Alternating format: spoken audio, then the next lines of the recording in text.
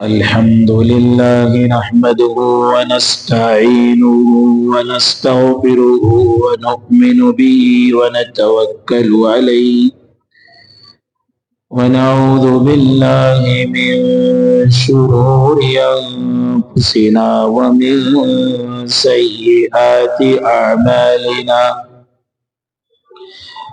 من يهدي الله فلا مضل له ومن يضلله فلا هادي له ونشهد أن لا إله إلا الله وحده لا شريك له ونشهد أن سيدنا وسندنا وحبيبنا مولانا محمدا عبده ورسوله أرسله بالحق بشيرا ونذيرا وداعيا إلى الله بإذنه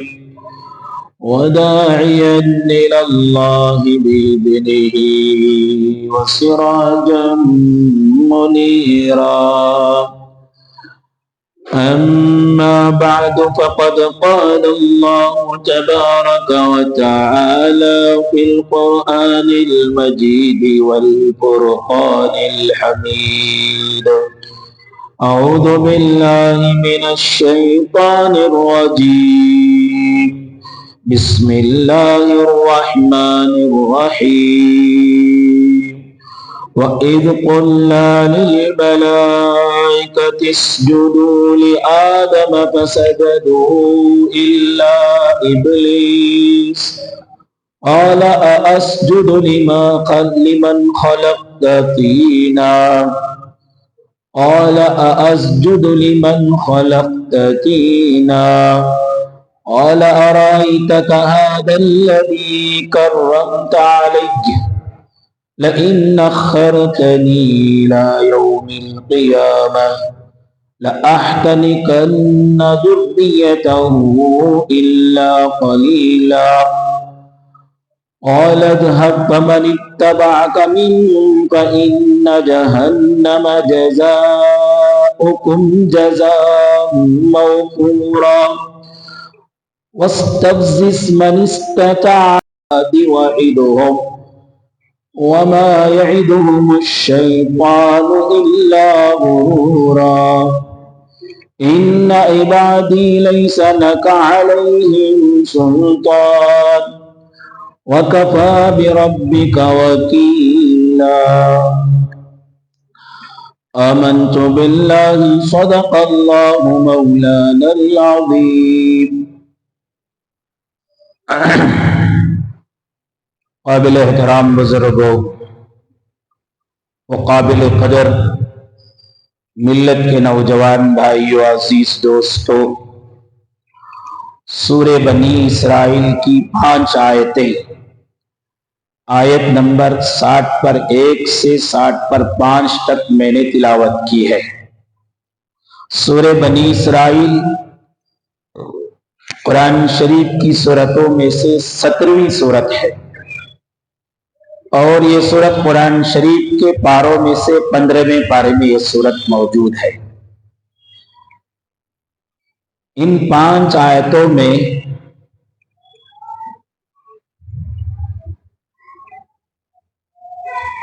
اللہ تعالی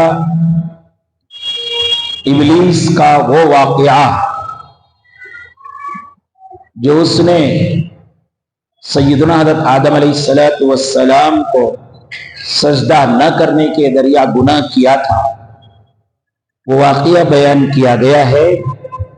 واقعہ تو بہت مرتبہ آپ نے سنا ہوگا، مشہور ہے، قرآن میں بھی احادیث میں بھی یہ واقعہ بڑے تفصیل سے مذکور ہے۔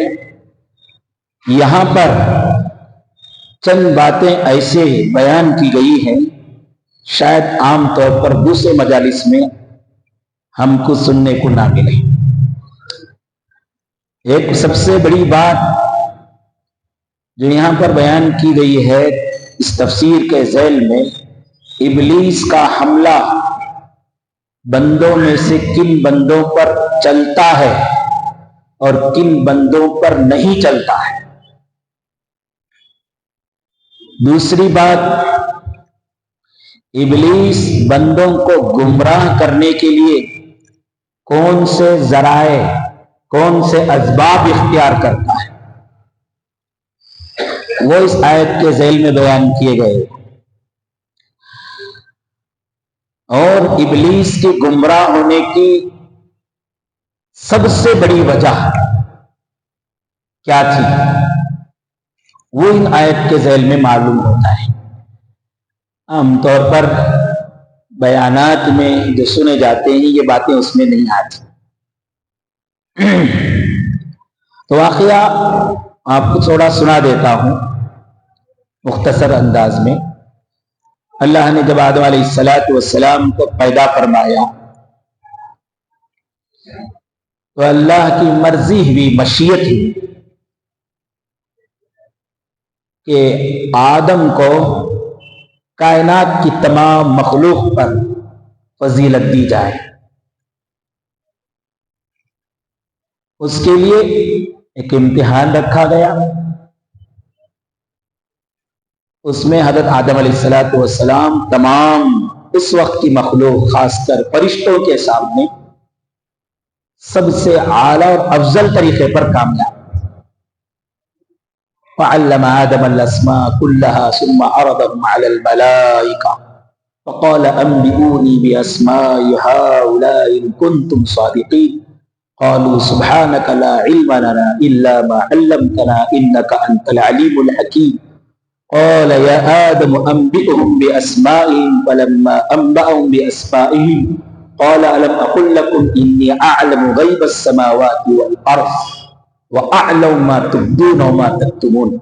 اس آیت کے ذیل میں سورہ بقرہ میں ہے یہ بتایا گیا کہ اللہ تعالیٰ آدم اور فرشتوں کے درمیان چند چیزوں کو بیان کیا، اس کے بعد ان بیان کرنے کے بعد ان چیزوں کے نام اور اس کے فوائد وغیرہ جو ان کو بیان کیے گئے، اس کے بارے میں سوال کیا گیا۔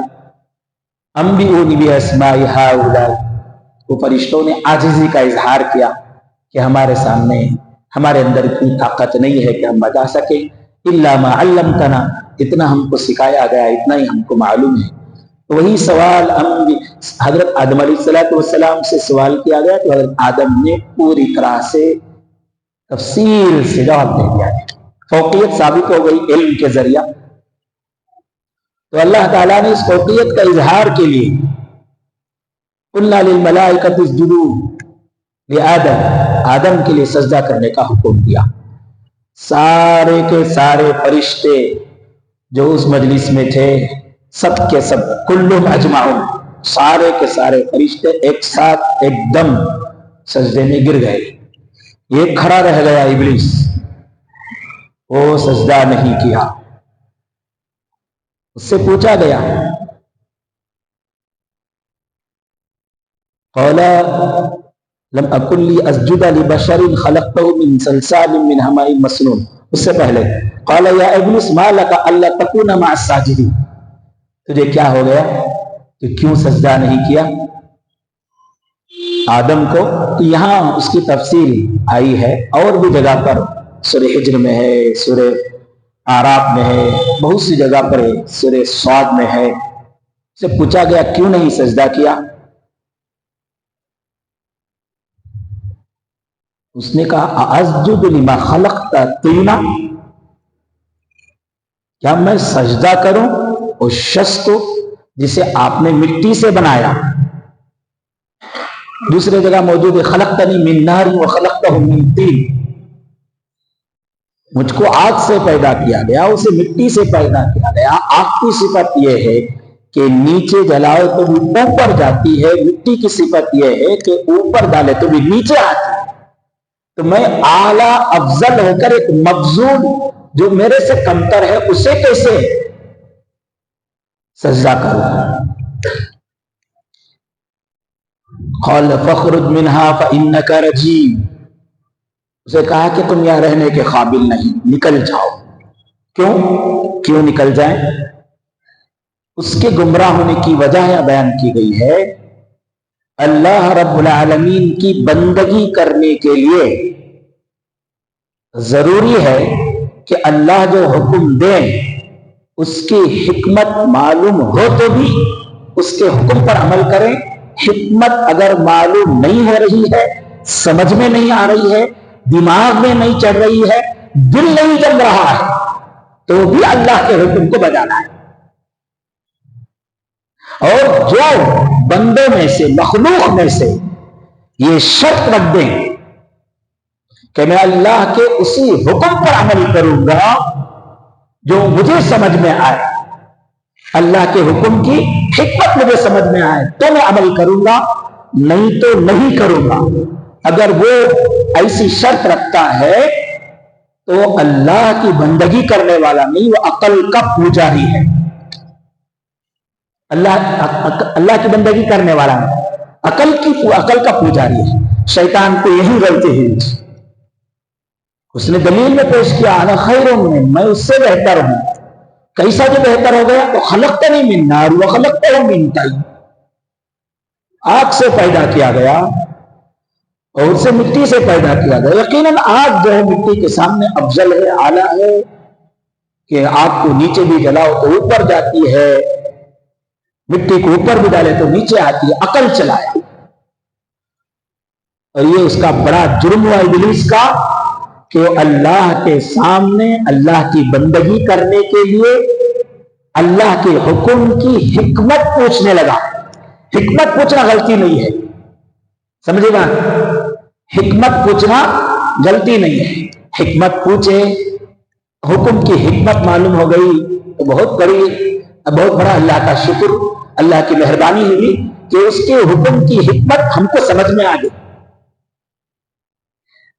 अगर हुक्म समझ में नहीं आया तो भी हमको अमल करने में जर्रा बराबर भी क्या नहीं होनी चाहिए, तजब्जुब नहीं होनी चाहिए। तेसा हिकमत समझ में आने पर हम अमल करते हैं, हिकमत नहीं समझ में आए तो भी हुक्म के लिए बिल्कुल वैसे ही तैयार है। यही बंदगी की पहचान, यही बंदगी की अलामत है। अगर ये कोई कह दे कि अल्लाह के हुक्म की हिकमत समझ में आई तो अमल करूंगा, नहीं तो नहीं करूंगा, इस वजह से मैं तुमसे ये हिकमत पूछता हूं, बोलो तो उसे हिकमत बताने की भी जरूरत नहीं, क्योंकि हम बताते हिकमत उसे जो अल्लाह का बंदा हो, जो अल्लाह की बंदगी करता हो। उसे बंदगी करना नहीं है, हिकमत मालूम करके अकल में समझ में आई तो अमल करना है, नहीं तो नहीं समझ में नहीं करना है तो बंदा कहां हुआ? उसे बंदगी कहां है उसके अंदर? वो अल्लाह का बंदा नहीं, अकल का पूजा करने वाला। तो शैतान से यही गलती हुई थी, उसके गुमराह होने की असल वजह यही हुई थी कि उसने पूछा और आई तक हादल लदी करमता अलैहि, ये वो आप ही बतलाइए, अल्लाह को पूछता है, ये वो जिसे आपने ये इज्जत बख्शी है मुझ पर, फौकियत बख्शी है मुझ पर, इसकी क्या फजीलत है, इसकी क्या हिकमत है?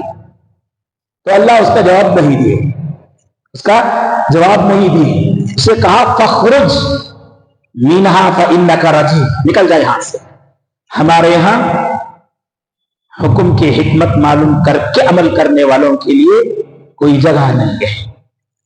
अरे अल्लाह तो बहुत बड़ी जात, चांद उसका, सूरज उसके, जमीन के खजाने उसके, आसमान के सारी चीजें उसके, आसमान जमीन के दरमियान जो है वो सब का सब उसी का है।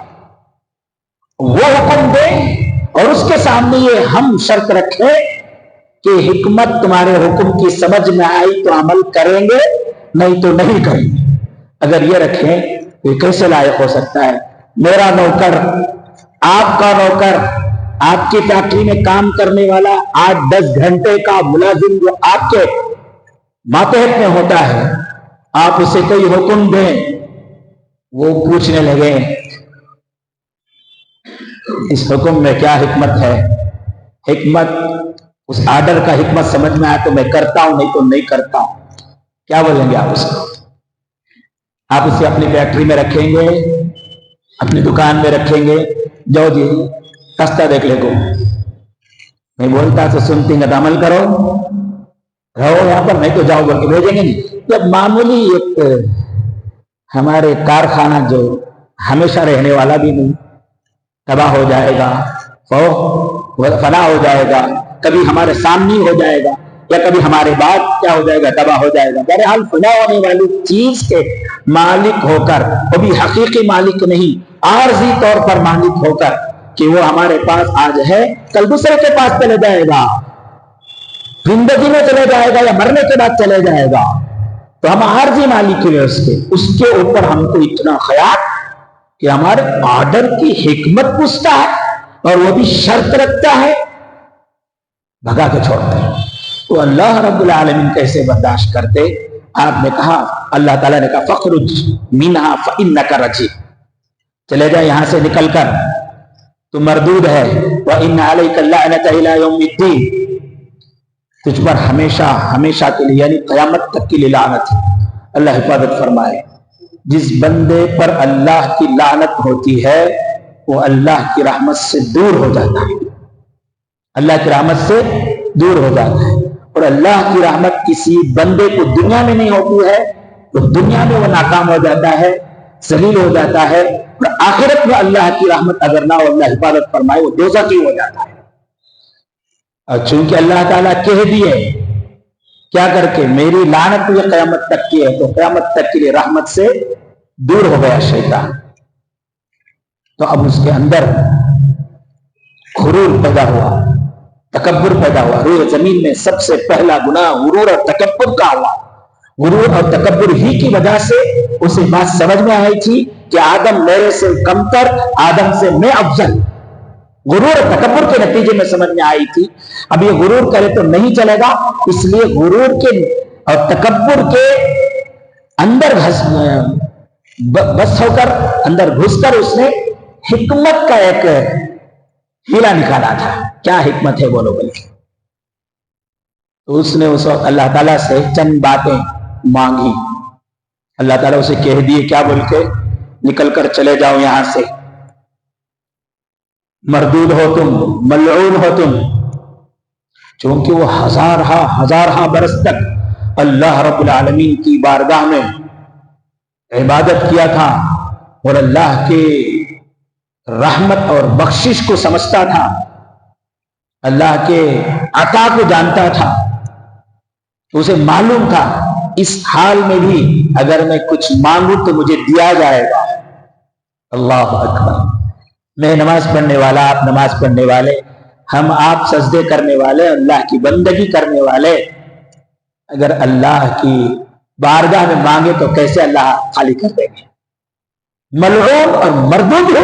मरदूद जब ऐसे वक्त में मांगता है जब अल्लाह गज़ब में है, गुस्से में है, तो अल्लाह ने कहा मांग ले, जो मांगता है देंगे। और रब्बी फ़अंज़िरनी इला यौमि युबअसून, या अल्लाह मुझे क़यामत तक की मोहल्लत दे दे, मैं ना मरूं, जिंदगी में क़यामत तक हो। फ़इन्नका मिनल मुनज़रीन, कहा जा तुझे क़यामत तक मौत नहीं आएगी, इला यौमिल वक़्तिल मालूम। उसके बाद कहने लगा रब्बी बिमा अग़वैतनी लउज़य्यिनन्ना लहुम फिल अर्दि व लउग़वियन्नहुम अजमईन। यहां उसी को दूसरे अंदाज में कुरान शरीफ में है, लइन अख़रतनी इला यौमिल क़ियामति लअहतनिकन्ना ज़ुर्रियतहु इल्ला क़लीला। मैं आदम की वजह से तेरे सामने दलील व खार, मरदूद व मलून हुआ। तेरी जलालत और इज्जत की कसम खाकर कहता हूं, मैं तेरे बंदों को तेरा नाफरमान बनाता रहूंगा, उनसे गुनाह कराता रहूंगा। अल्लाह ताला के इस जवाब को मोहम्मद रसूलुल्लाह सल्लल्लाहु अलैहि वसल्लम के हदीस में भी ये मिलता है कि अल्लाह ताला उससे कहे जा, मैं भी अपनी इज्जत और जलालत की कसम खाता हूं, जब तक मेरे बंदे के जिस्म में रूह हो उस वक्त तक मैं उसकी तौबा कबूल करता हूं। यहां कुरान शरीफ में कहा गया क़ाल इज़हब फमन इत्तबअका मिनहुम फ़इन्ना जहन्नम जज़ाउकुम जज़ाअन मग़फ़ूरा। जा, चले जा यहां से, और जो तेरी इत्तिबा करेगा उन बंदों में से ان کا بھی تیرا بھی ٹھکانہ، ان کی بھی تیری بھی سزا جہنم ہے، اور جزاء موفورا، جہنم میں ایسی سزا ہے جو پوری پوری سزا ہے۔ سزا ملتی ہے دنیا میں بھی، پوری طرح نہیں ملتی، بہت دفعہ سزا لینے والا بھی سمجھتا ہے، دینے والا بھی سمجھتا ہے، دیکھنے والا بھی سمجھتا ہے کہ انہیں جتنی غلطی کرے اتنی سزا ایسے ملے نہیں، اور غلطی والا کرنے والا بھی سوچتا ہے کہ پوری سزا نہیں ملے۔ جہنم ایک ایسی جگہ ہے جو جائے گا وہاں پر تو اسے پوری پوری سزا ملے گی، وہاں پر رعایت نہیں ہے۔ اور ساتھ میں اللہ تعالیٰ کہہ دیا وَاسْتَفْزِزْ مَنِ اسْتَطَعْتَ مِنْهُمْ، وہ بولا تھا نا میں شروع میں، شیطان بندوں کو کن کن چیزوں سے گمراہ کرتا ہے، اس کی گمراہ کرنے کے ذرائع۔ پہلی بات تو آ گئی، شیطان کی گمراہ ہونے کی وجہ کیا ہے؟ ابھی بتایا، اللہ کے حکم کی حکمت کو مانگا، حکمت معلوم کیا تھا اللہ کے حکم پر عمل کرنے کی، اور بندگی کرنے والے اللہ کے حکم کی حکمت حکم پر عمل کرنے کے لیے نہیں معلوم کرتے ہیں۔ ایمان میں تازگی، ایمان میں پختگی کے لیے پوچھ لے تو پوچھ لیے، لیکن معلوم ہوئی تو حکمت، اس پر عمل کروں گا، نہیں تو نہیں عمل کروں گا، یہ اللہ کے بندگی کے خلاف ہے۔ شیطان کی وہ بڑی غلطی ہوئی تھی، وہی غلطی اسے گمراہ کر دی، ایک وجہ ہو۔ دوسرا میں جو بتایا تھا آپ کو، ابلیس کے گمراہ کرنے کے ذرائع قرآن شریف میں بیان کیے گئے۔ وَاسْتَفْزِزْ مَنِ اسْتَطَعْتَ مِنْهُمْ بِصَوْتِكَ، جا پھسلا لے جن پر تیرا قابو ہو سکتا ہے ان کو، بِصَوْتِكَ، تیری آواز سے، تیری پکار سے۔ حضرت عبداللہ بن مسعود، عبداللہ بن عباس رضی اللہ عنہما بِصَوْتِكَ کی تفسیر کرتے ہیں۔ صوتی سے مراد گانا، بجانا، میوزک، یہ مزامیر کے تمام آلات، فلم، پکچر، یہ سب کے سب جو ہے گندے فلم، اللہ کے گناہ، اللہ کی نافرمانی سے بھرپور، یہ سب کے سب بصوتک میں آتے ہیں، شیطان کے گمراہ کرنے کے ذرائع۔ دوسرا وَأَجْلِبْ عَلَيْهِمْ بِخَيْلِكَ وَرَجِلِكَ، اللہ تعالیٰ فرماتے ہیں چڑھا لے تیرے جماعت میں سے جو پیدل ہیں، تیرے لشکر میں سے جو پیدل ہیں، جو سوار ہیں، شیطان کا لشکر، شیطان اور شیطان کا لشکر بندوں کو گمراہ کرتا ہے۔ شیطان کے لشکر بھی وہی، وہ سب بندے ہیں، وہ سب دوست ہیں، وہ سب ساتھی ہیں، وہ سب رشتہ دار ہیں، وہ سب انسان ہیں جو بندوں کو گناہ کی طرف مائل کرتے ہیں۔ فلموں میں ناچنے والے، گانے والے، فلم بنانے والے، یوٹیوب میں آ کر یا فیس بک میں آ کر یا کسی مختلف قسم کی چیزوں میں آ کر ویڈیوز بنا کر لوگوں کو گناہ کی طرف جو مائل کرتے ہیں، وہ سب کے سب شیطان کے لشکر ہیں۔ وَأَجْلِبْ عَلَيْهِمْ بِخَيْلِكَ وَرَجِلِكَ وَشَارِكْهُمْ فِي الْأَمْوَالِ، مال اور اولاد میں شیطان کی شرکت کا مطلب یہ ہے کہ حضرت عبداللہ بن عباس رضی اللہ عنہ بیان کرتے ہیں، اموال میں جو مال ناجائز حرام طریقے سے حاصل کیا جاتا ہے، حرام کاموں میں خرچ کیا جاتا ہے، وہ دراصل شیطان کو اپنے مال میں شریک بنانا ہے، شیطان کو اپنے مال میں شریک بنانا ہے۔ اولاد کی شرکت، اولاد کی شرکت کا مطلب یہ، ہماری اولاد میں اللہ حفاظت فرمائے، بندوں کی اولاد میں شیطان کی شرکت ہوتی ہے۔ کیا ہے وہ؟ اولاد کے نام مشرکانہ، کافرانہ رکھنا، زبان پر اچھے ہیں یا زبان پر سہل ہے، یا کسی کھلاڑی یا کسی اداکار کے سے ملتے جلتے ہیں ویسے نام رکھ دیا، معنی بھی معلوم نہیں، مطلب بھی معلوم نہیں، مشرکانہ نام رکھ دیا۔ تو ہماری اولاد میں شیطان کو بھی شریک کرنا ہوا۔ ایک دوسرا مطلب یہ بیان کیا گیا، ان کی حفاظت کے لیے، یعنی بیمار ہو گیا یا کسی تکلیف میں ہے تو مشرکانہ رسوم کے ذریعہ، مشرکانہ تعویذات کے ذریعہ، مشرکانہ منتروں کے ذریعہ، مشرکانہ وظائف کے ذریعہ، دم کراتے نا لوگ جا کر देखो बहुत सी मुसलमान औरतों को हमने देखा मंदिरों में अपने बच्चों को ले जाकर पंडितों के हवाले कर देते, पुजारियों के हवाले कर देते हैं, और बाज मखसूस बीमारियों के बारे में अकीदा बन गया है, उसके बारे में ख्याल बन गया है कि ये ले जाकर जो है मंदिर के पुजारियों पर ही उतार चढ़ाव करने से कम होता है। जैसे लोग कहते हैं अम्मा आ गई, माता आ गया, वगैरह वगैरह बोल। और हमने खुद अपनी आंखों से देखा मंदिरों में खड़े होकर हमारे इस बच्चे को जो ईमान की हालत में पैदा हुआ था मुशरिक के हवाले करते हैं, और वो मंदिर के ऊपर चढ़ाव करता है, लाल पीला पानी उसके ऊपर छिड़कता है। ये जो है शैतान को अपनी औलाद में शरीक बनाने की तरह है। इसी तरह उनकी परवरिश के लिए हराम आमदनी और हराम जरा इख्तियार करके उनके नशो नमा करना, यानी हराम आमदनी से उनको खिलाना, हराम आमदनी से उनको पहनाना, हराम आमदनी से उनके जरूरियात पूरा करना, इसमें शैतान को हमारी औलाद में शरीक बनाना है। उसके बाद आखिर में इन्ना इबादी लैसा लका अलैहिम सुल्तान, मेरे बंदों में से, अभी मैं बताया था आपको शुरू में, इब्लीस का हमला बंदों में से किन बंदों पर नहीं होता है, बंदों में से किन बंदों पर उसका दाव चल जाता है, एक बहुत जरूरी बात है, वो यहां बयान किया गया। इन्ना इबादी लैसा लका अलैहिम सुल्तान इल्ला मन इत्तबअका मिनल गावीन, इन्ना इबादी लैसा लका अलैहिम सुल्तान व कफा बिरब्बिका वकीला।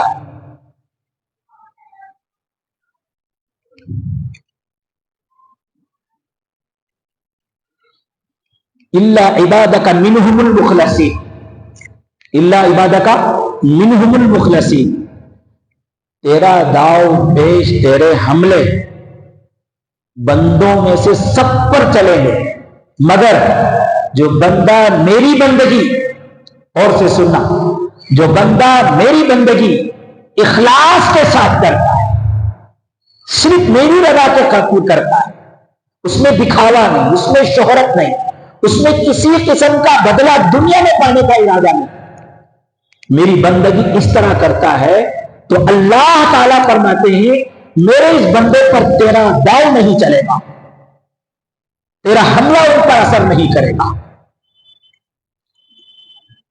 बंदगी क्या है?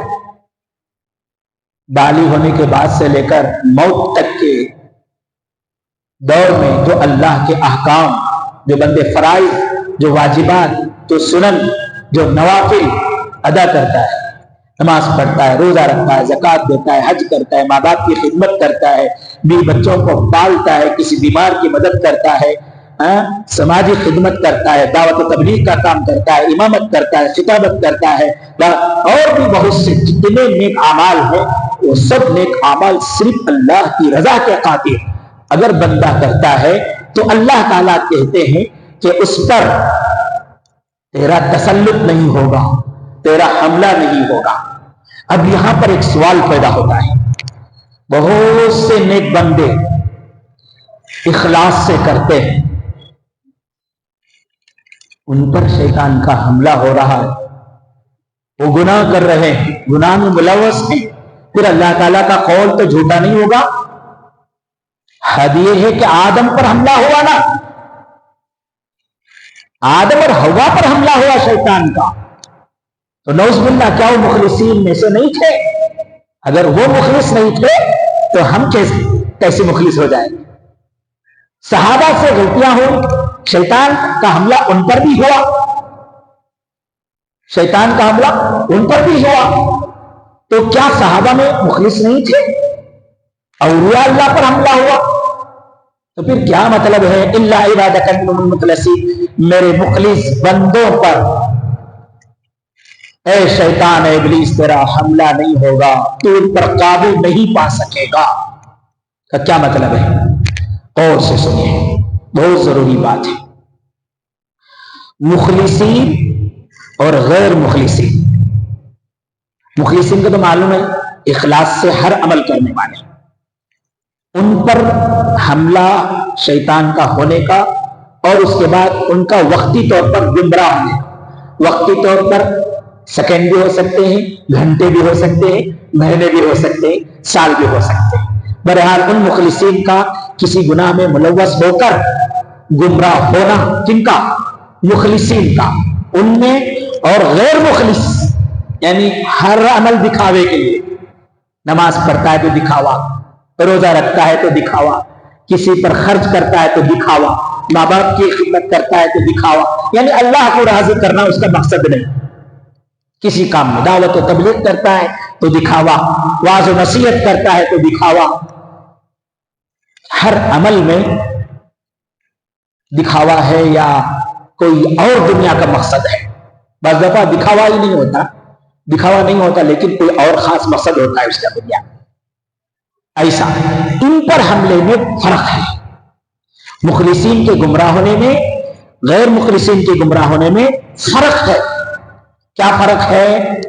مخلصین بندوں پر جب شیطان کا حملہ ہوتا ہے تو ان کے عقل اور ان کے قلوب پر شیطان کا ایسا تسلط نہیں ہوتا، ایسا تسلط نہیں ہوتا کہ وہ اپنی غلطی پر کبھی متنبہ ہی نہ ہو، یا ان کے غلطی کرنے کے بعد ان کی غلطی کا احساس ہی ان کو نہ ہو، یا گناہ کرنے پر، گناہ پر ان کو کبھی ندامت ہی نہ ہوتی ہو، ایسا نہیں ہوتا، بلکہ شیطان کے حملے کے باوجود ان کی عقل سلیم رہتی ہے، ان کی عقل میں سلامتی رہتی ہے، ان کے قلوب میں سلامتی ہوتی ہے۔ وہ سمجھتے ہیں کہ میں نفس کے بہکاؤ میں آ کر، شیطان کے بہکاؤ میں آ کر یہ گناہ کر رہا، غلط کام کر رہا، اور ندامت بھی ہوتی ہے، کبھی اس کی آنکھوں سے آنسو آ جاتے ہیں، کبھی وہ بے چین ہو جاتا ہے، یا اللہ میں اتنا بڑا عالم، اتنا بڑا داعی، اتنا بڑا مبلغ، اتنا بڑا مصلی، اتنا بڑا مصلح اور اتنا بڑا مسلمان 60 سال کا ہو گیا، 70 سال کا ہو گیا، نماز پڑھتے پڑھتے، روزے رکھتے رکھتے، سجدے کرتے کرتے، اللہ کے راہ میں خرچ کرتے کرتے، اتنا بڑا میں مسلمان، اس کے باوجود اس سے گناہ ہو گیا یا اس سے گناہ ہو رہا ہے، بلکہ اسے ندامت رہی، وہ دعائیں بھی کرتا رہتا ہے، گناہ چھوڑنے کے لیے صدقہ بھی کرتا رہتا ہے، گناہ چھوڑنے کے لیے دعا بھی کرنا، گناہ چھوڑنے کے لیے استغفار بھی کرنا، گناہ چھوڑنے کے لیے صدقہ بھی کرنا۔ حدیث میں آتا ہے صدقہ بلاؤں کو دور کرنے والا۔ بلا ہم سمجھتے ہیں بیماری، آفت، مصیبت، یہی بلا سمجھتے، ارے اللہ کی نافرمانی سے بڑھ کر اور کون سا بلا، کون سی بڑی چیز بلا ہو سکتی ہے؟ اللہ کی نافرمانی سے بڑھ کر کون سی چیز بلا ہو سکتی ہے؟ اس دل سے صدقہ کرو اللہ کے راستے میں کہ یا اللہ میں توبہ بھی، روزہ، صدقہ بھی کرتا ہوں، میں دعا بھی کرتا ہوں، استغفار بھی کرتا ہوں، یہ صدقہ بھی دیتا ہوں کہ راستے میں، اللہ اس صدقے سے بلا دور ہونے کا تیرے نبی نے کہا میری بلا یہ ہے کہ میں نمازی، تہجد گزار، سب کچھ ہونے کے باوجود یہ گناہ مجھ سے ہوتا ہے، اے اللہ چھوڑنے کی توفیق عطا فرما، اس بلا کو میری زندگی سے دور فرما دے۔ تو اسے احساس رہتا ہے، اسے جو بندہ اللہ کی بندگی میں مخلص ہوتا ہے اسے کیا ہوتا ہے؟ احساس ہوتا ہے، اسے متنبہ ہوتا ہے، جس کی وجہ سے اللہ کی ذات سے امید ہے، مرنے سے پہلے شیطان کی گمراہی میں شیطان کے حملے میں آ کر، شیطان کے تسلط میں آ کر، نفس کے بہکاؤ میں آ کر جو گناہ ہو گیا تھا وہ اس سے توبہ کر لے گا انشاءاللہ۔ اور جو مخلص نہیں ہے اسے بندگی کرتے ہوئے جو گناہ ہوتا ہے یا شیطان کا اس پر جو ایسا تسلط ہوتا ہے، اس کی عقل اور اس کا دل ایسا مغلوب ہو جاتا ہے کہ اب اسے اپنی غلطی کا احساس نہیں ہوتا، بلکہ اس غلطی کے لیے، اس غلطی کو جائز ٹھہرانے کے لیے وہ عقلی دلیلیں پیش کرنا شروع کر دیتا ہے، اس غلطی کو جائز ٹھہرانے کے لیے عقلی دلیلیں پیش کر لیتا ہے، عقلی دلیلیں تلاش کر لیتا ہے، حیلے تلاش کر لیتا ہے، اور کبھی کبھی اللہ حفاظت فرمائے اللہ کی بغاوت پہ اتر جاتا ہے۔ کیوں؟ اس کی عقل پر، اس کے دماغ پر، اس کے دل پر شیطان کا ایسا تسلط ہو گیا کہ اب اس کا گناہ اسے گناہ سمجھ میں نہیں آتا۔ اور جس کا حال ایسا ہو جائے اللہ حفاظت فرمائے، اللہ حفاظت فرمائے، 100 مرتبہ، سینکڑوں مرتبہ، ہزاروں، لاکھوں مرتبہ اللہ ہم سب کی حفاظت فرمائے۔ جس کا ایسا حال ہو جائے وہ کبھی توبہ کرتا نہیں، توبہ کرے بغیر مرے گا تو شیطان کے ساتھ جہنم میں جائے گا۔ اللہ تعالیٰ نے کہہ دیا فَإِنَّ جَهَنَّمَ جَزَاؤُكُمْ جَزَاءً مَوْفُورًا، ایسے ہی لوگوں کے سمجھ میں آیا؟ یہ ہے کن پر شیطان کا حملہ ہوتا ہے، کن پر حملہ نہیں ہوتے کا مطلب الا عبادک منہ المخلصین کا خلاصہ۔ اللہ تعالیٰ ہم سب کو عمل کی توفیق نصیب فرمائے۔ یہ قرآن کا مختصر ترجمہ اور مختصر سی تفسیر کی ترجمہ سماعت فرمائیے۔ اعوذ باللہ من الشیطان الرجیم، بسم اللہ الرحمن الرحیم۔ وَإِذْ قُلْنَا لِلْمَلَائِكَةِ اسْجُدُوا لِآدَمَ فَسَجَدُوا إِلَّا إِبْلِيسَ۔ وہ زمانہ یاد کرنے کے قابل ہے جبکہ فرشتوں سے ہم نے کہا سجدہ کرو آدم کو، سب کے سب سجدہ میں گر گئے مگر ابلیس۔ قال ااسجد لما خلقت طینا، کہنے لگا کیا میں سجدہ کروں اس شخص کو جسے آپ نے مٹی سے پیدا کیا؟ قال ارأیتک ھذا الذی کرمت علی، کہنے لگا بھلا آپ ہی بتلائیے، اللہ تعالیٰ سے کہہ رہا ہے بھلا آپ ہی بتلائیے، یہ وہ جس کو آپ نے عزت بخشی ہے، مجھ پر فوقیت بخشی ہے، مجھ پر، اس میں کیا خوبی ہے، اس میں کیا فضیلت ہے، کیا حکمت ہے؟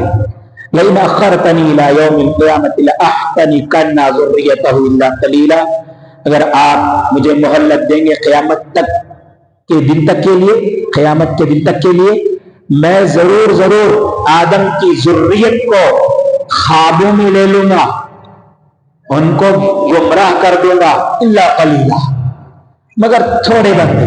کون وہ تھوڑے بندے جن کو خوابوں میں شیطان نہیں لے سکتا؟ بولو مخلصین الا عبادک منہ المخلصین۔ اس کی تفسیر سورہ ربما میں، سورۃ الحجر میں آئی الا عبادک منہ المخلصین۔ تو اللہ تعالیٰ کا جواب کیا ہوا؟